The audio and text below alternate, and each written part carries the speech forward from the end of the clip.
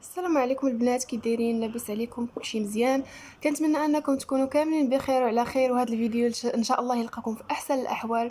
مرحبا بكم في القناه ديالي ومرحبا بكم في فيديو جديد. هذا الفيديو ان شاء الله غيكون مختلف. ما غاديش يكون عباره عن وجبه، ولكن غادي يكون عباره عن واحد الدواء تقريبا. بالنسبه لهذا الوقت بزاف ديال الناس كتشدهم الكحه، يعني ما كتبغيش تحيد منهم. هاد الوصفه الصراحه حنا جربناها وصدقات زوينه بزاف، وقلت علاش لا نشاركها معكم. جربتها الام ديالي، كانت فيها الكحه ويعني واحد المده طويله ما بغاتش تحيد منها، يعني ما خلات ما جربات السيروات الدوايات والو، ما بغاتش تحيد منها. وكيف ما عارفين نتوما ان الواحد فاش كيكون كيكح بزاف راه الجسم ديالو كامل كيولي كيضرو. ولكن ملي جربت هاد الوصفه يعني لقات عليها واحد الراحه كبيره بزاف، يعني تقريبا في ظرف ديال اسبوع ما بقاتش فيها الكحه. نتوما بطبيعه الحال يمكن تعطيكم المفعول في قل من اسبوع، على حسب كل واحد الكحه اللي فيه كيفاش دايره، يعني واش فيه بزاف ولا غير شويه.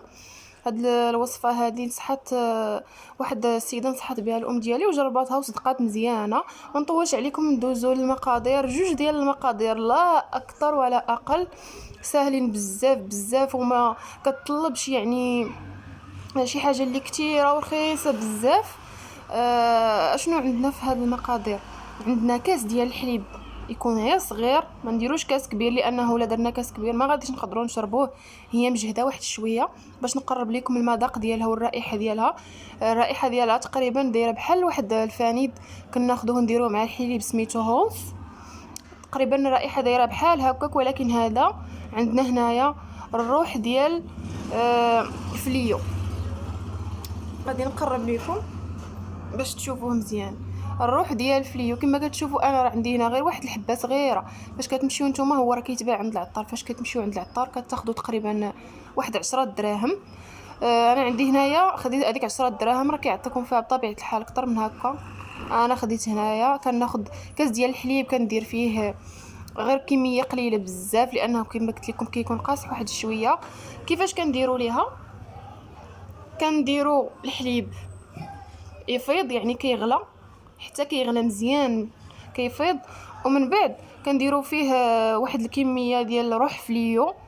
هاد الكميه راه كافيه جدا. كنديروها وكنخلطوها مع الكاس ديال الحليب وكنشربوها قبل ما كنبغيو نعسو، وكنتغطاو بالمنطه وكنعسو صافي. وكنديروها كل ليله حتى كتحيد منا الكحه. وثقوا بيا ان هاد الوصفه راه زوينه بزاف وغادي يبان لكم الفرق من اول استعمال.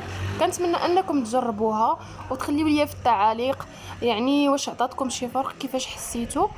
وكنتمنى ان الفيديو يعجبكم وبارطاجيوه مع الناس اللي مرضين في هذا الوقت. كما كتعرفوا هذا الوقت الجو متقلب. بارطاجيو الفيديو مع كاع الناس، ونتلاقاو ان شاء الله في فيديو جديد، والسلام عليكم.